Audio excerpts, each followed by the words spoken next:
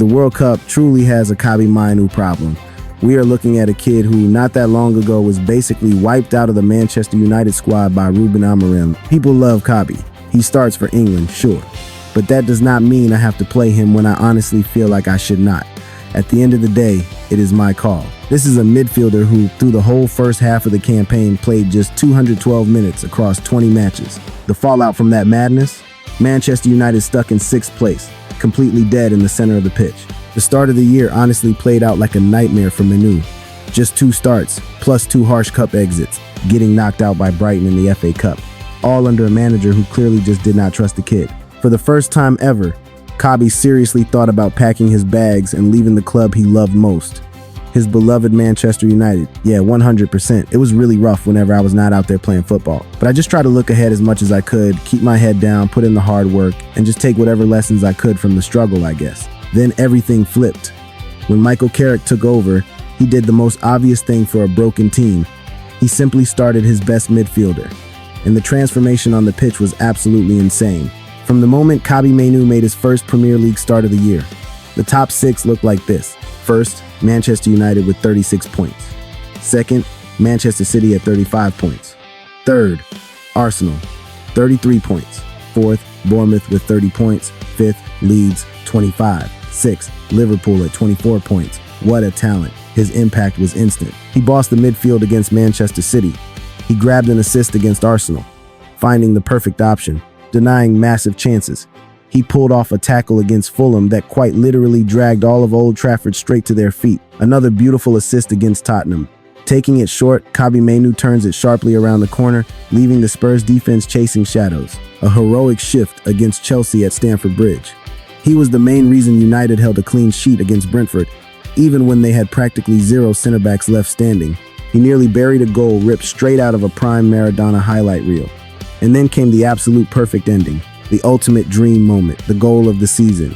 A massive game winner against Liverpool right inside Old Trafford. Honestly, mate, I am entirely obsessed with how Kobbie Mainoo plays football. Just sit and think about this for a second. Since Mainoo earned his starting spot back, United have won 11 matches, drawn 3, and lost only 2.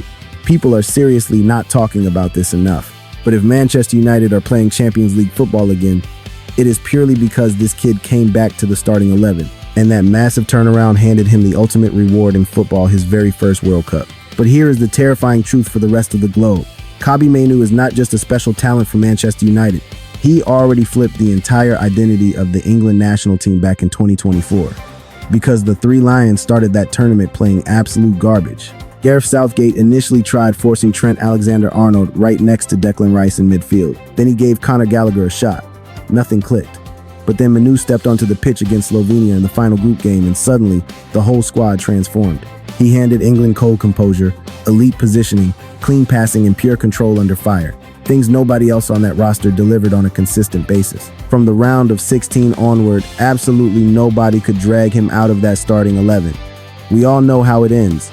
England marched straight to the final. So yeah, the World Cup really does have a Kobbie Mainoo problem. But the kid did not just drop out of the sky. He is the direct result of a total reboot in English football, following years of bitter failure with the golden generation of David Beckham, Steven Gerrard, and Frank Lampard.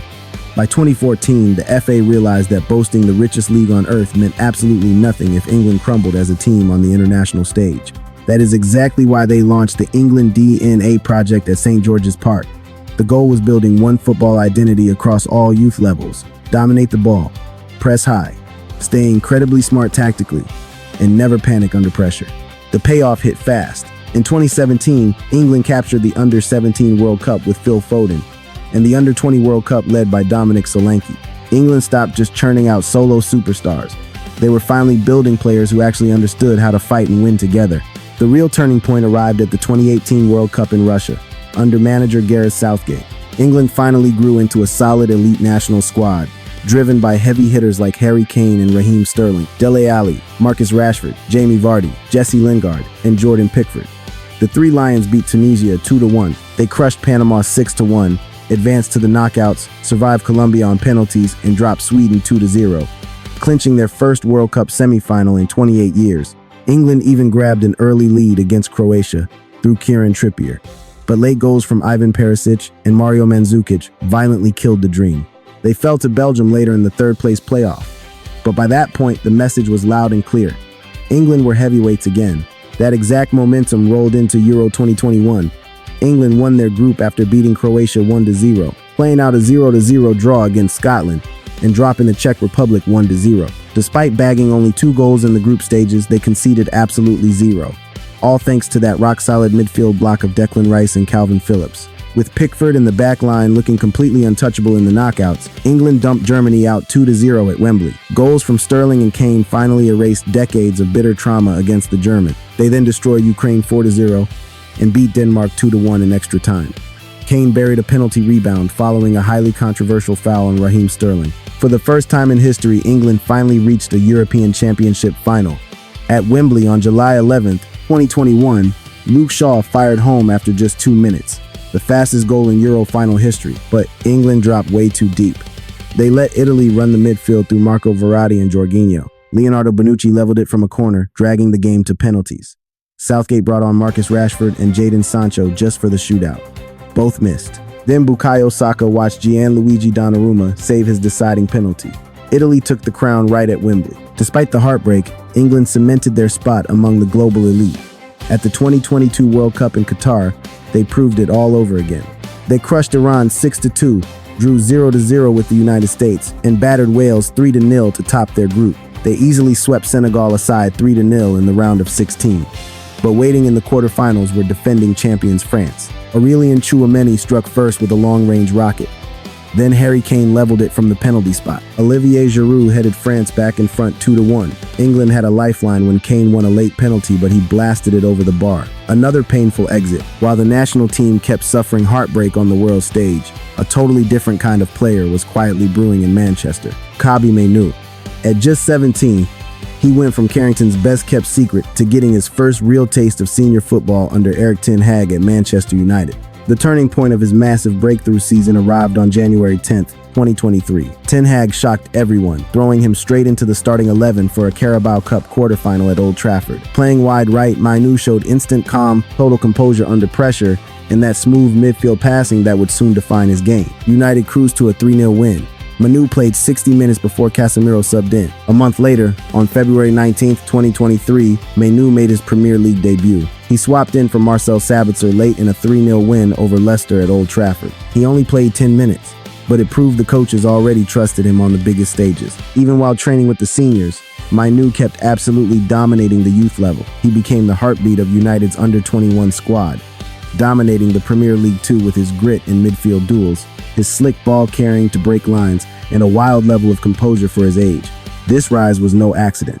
Mainoo was already known as one of the untouchable golden talents inside the academy. After driving Manchester United to the prestigious FA Youth Cup in 2022, everyone at Carrington knew they had a generational midfielder on their hands. Alejandro Garnacho stole the headlines with goals, but insiders saw Mainoo as the tactical brain holding Travis Binion's youth side together. The turning point hit in the final against Nottingham Forest on May 11, 2022.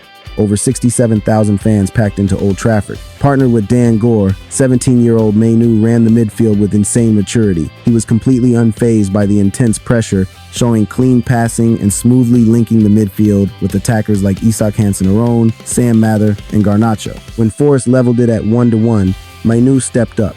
He slowed the tempo, kept the ball, and won massive defensive tackles to hand United control again. With United settled, Garnacho sealed a 3-1 victory in the second half, the club's first FA Youth Cup since 2011. But around Carrington, the real prize wasn't just the trophy. It was the terrifying calmness and maturity of Kobbie Mainoo. The 2023-2024 season was the year Kobbie Mainoo finally erupted into elite football. He started the year shaking off a nasty preseason injury, but he quickly became the heartbeat of United's midfield and the biggest revelation in English football. His very first Premier League start dropped in November 2023 against Everton. At Goodison Park, at just 18, he blew everyone away with his ice-cold composure and skill to play right through high pressure. He locked down a starting role, finishing with 24 league appearances. Mainoo also proved he could decide massive games alone. February 2024, he bagged his first league goal in the 97th minute against Wolves. He sparked the entire move himself for a chaotic late winner. Against Newcastle, He danced right through a crowd of defenders in the box to score beauty. He even curled an absolute rocket against Liverpool at Old Trafford in a wild 2-2 draw. The climax of his season hit on May 25, 2024, an FA Cup final at Wembley against Pep Guardiola's Manchester City. Capping off a slick team move and a no-look pass from Bruno Fernandes, Mainoo calmly slotted home with the outside of his boot. That 2-0 strike secured a 2-1 United victory. Mainoo won man of the match after totally bossing the midfield against giants like Rodri and Kevin De Bruyne, lifting United to the FA Cup and booking their spot in Europe. That same year, he made his Champions League debut too, after an unbelievable breakout campaign. That highly anticipated call-up to the England national squad finally arrived. Gareth Southgate handed Mainoo his first call-up for friendlies against Brazil and Belgium. The teenager instantly earned the manager's trust on the pitch. But his true arrival came at Euro 2024. England started the tournament looking totally lost in midfield. But in that final group stage match, Mainoo came on for the second half against Slovenia. He completely changed the game. Pure composure, totally fearless under pressure, just running the midfield. From that moment on, Gareth Southgate never dropped him from the starting 11 again. Mainoo then put on absolute masterclasses throughout the knockout rounds, starting with Slovakia in the round of 16. He played 84 minutes as England's anchor, calming the nerves before Jude Bellingham's crazy bicycle kick saved the day. Against Switzerland in the quarterfinal, he ran the midfield for 78 intense minutes before it went down to penalties. His best showing came in the semi-final against the Netherlands. That first half alone was an absolute masterpiece. Over 89 minutes, Mainoo tore through the Dutch press with driving runs and sharp forward passes. He linked up beautifully with Phil Foden, firing England into another final. When he faced Spain, Mainoo made history as the youngest English player to ever start a European Championship final. England suffered another heartbreak, but Mainoo stood tall as one of the tournament's absolute stars right to the end. Euro 2024 wasn't the only major milestone for Kobbie Mainoo that season. He also bagged his first European goal in the Europa League against Romanian side FCSB. With Manchester United struggling to kill the game off, Mainoo timed a perfect run into the box. He calmly slotted it home, sealing a 2-0 win and grabbing 3 vital points. But his most unforgettable European highlight came against Lyon. He pulled off a slick 1-2 inside the box before curling a beautiful strike right into the far corner. That finish showed off his world-class attacking instincts from midfield. And all that momentum brings us right to the current season. The season where Mainoo completely won over Thomas Tuchel right before the World Cup. It's basically impossible to picture Manchester United without Kobbie Mainoo since Michael Carrick locked him in as a starter. United won 11 of his 15 starts, taking 36 points from a possible 42. That secured third in the Premier League and a Champions League spot. Before Mainoo stepped in, United leaked 1.33 expected goals a game. With Mainoo sweeping up and winning 47.8% of his duels, that number fell to 0.88. He was the shield Ruben Amorim could never build. Carrick ditched Amorim's broken back 3 system, just like Darren Fletcher wanted. He pushed Bruno Fernandes higher up the pitch and slotted Mainoo right next to Casemiro. Suddenly, United finally looked like a real football team again. The big tactical shift was playing Mainoo much deeper than Casemiro. He acted like a true number 6, constantly picking up the ball from the defense because Carrick saw his elite close control. Flipping out of tight spaces, he looks just like Marco Verratti or Frankie de Jong. Against Chelsea, Mainoo shielded a broken defense while totally shutting down Cole Palmer and Pedro Neto. Against Arsenal, he ran the entire build-up and set up the winning goal. He locked down Manchester City's midfield, giving United actual shape on the ball. Against Brentford, he nearly pulled off an assist worthy of Lionel Messi or Diego Maradona. He set up the opening goal against Tottenham Hotspur. And against Liverpool, he totally bossed the game. Then he scored an absolute rocket, United's goal of the season, sending the club straight back into Europe. But his biggest impact wasn't just his own game. Mainoo unlocked everyone around him. Casemiro hit his best scoring run at United with 9 goals, simply because he didn't have to spend all day covering defensive transitions. Bruno Fernandes was completely freed up to play as a real attacking number 10 instead of dropping deep. 13 of Bruno's 21 assists came after Carrick took charge, with 12 directly driven by Mainoo's influence. That helped Bruno match the Premier League 20 assist records of Thierry Henry and Kevin De Bruyne. That's exactly why England's midfield for the 2026 World Cup looks absolutely terrifying. Just like he freed up Bruno and Casemiro, Mainoo can unlock Declan Rice and Jude Bellingham. Thomas Tuchel totally gets his value. In 27 Premier League games this season, Mainoo grabbed a goal, 2 assists, and a 90% pass completion rate from 989 passes. Tuchel himself admitted Manchester United have been on an incredible run under Michael Carrick, pointing out that Harry Maguire and Mainoo were the absolute foundation. In past tournaments, England's biggest flaw was Declan Rice getting isolated when teams pressed hard during the build-up. Since Rice is built for winning the ball, pure physicality, and sweeping up rather than dancing out of tight spaces, Mainoo fixes that issue overnight. He takes the ball under heavy pressure, turns on a dime, and smoothly drives it forward from deep. This lets Rice focus entirely on stopping counterattacks and protecting the back line. He can press high, trusting Mainoo to anchor the buildup. This totally transforms Bellingham's role too. Unlike when he played with rigid midfielders like Conor Gallagher, Bellingham used to drop way too deep just to move the ball. Now, with Mainoo controlling the tempo, Jude has total freedom to bomb forward and attack the empty spaces. Maybe most importantly of all, Mainoo gives England real control when the tension hits boiling point. Historically, England panic after taking the lead in knockout ties. Think of the Euro 2020 final against Italy, or those rough patches during Euro 2024. Mainoo changes everything. He knows exactly when to burst forward with the ball and when to just kill the game with simple, boring possession. He has become England's heartbeat. He brings the maturity and emotional ice needed to actually survive a long World Cup run. And honestly, this really could be Kobbie Mainoo's tournament to own.